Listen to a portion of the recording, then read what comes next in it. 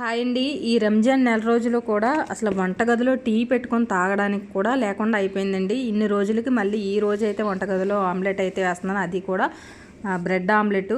అసలు ఇక్కడ రంజాన్లో ఫుడ్ విషయంలో ఎలా ఉంటుందంటే, కువైట్ వాళ్ళ ఎదురుగా అయితే ఈ రంజాన్లో తినలేమండి. వాళ్ళు తినమంటారు, కానీ వాళ్ళు ఉపవాసం ఉండి మనం వాళ్ళ ముందైతే అస్సలు తినలేము. వాళ్ళు లేనప్పుడు, వాళ్ళు పడుకున్నప్పుడు, అలాంటప్పుడు ఏమైనా తినగలుగుతాం అంతే. పనిచేసే ఆడవాళ్ళకి కొంచెం కాతే కొంచెమైనా, వాళ్ళు లేనప్పుడు ఏ మంచిలు తాగడానికైనా ఏదైనా తినడానికి కూడా ఉంటుందండి. అదే బయట మగవాళ్ళు డ్రైవర్లు అయితే చాలా అంటే చాలా ఇబ్బంది పడ్డారు ఈ నెల రోజులు. ఎప్పుడు అంతేనండి. ఎలా ఉంటుందంటే, మార్నింగ్ నుండి సాయంత్రం 6 వరకు కూడా ఏ టిఫిన్ షాపు, ఏ భోజనం షాపు ఏవి కూడా ఓపెన్లో అయితే ఉండవు. ఈ రంజాన్ నెల రోజులు రూల్స్ ఎలా ఉంటాయంటే, అసలు బయట ఏమీ తినకూడదు, వాళ్ళ ఎదురుగా ఏమీ తాగకూడదు. ఏమైనా తాగారంటే ఫైన్ అయితే పడుతుందండి. వాళ్ళు ఉపవాసం ఉంటా ఈ డ్రైవర్లు కానీ ఎవరైనా సరే ఏమైనా బయట తిన్నట్టు తాగినట్టు కనబడితే కనుక అసలు ఊరుకోరు.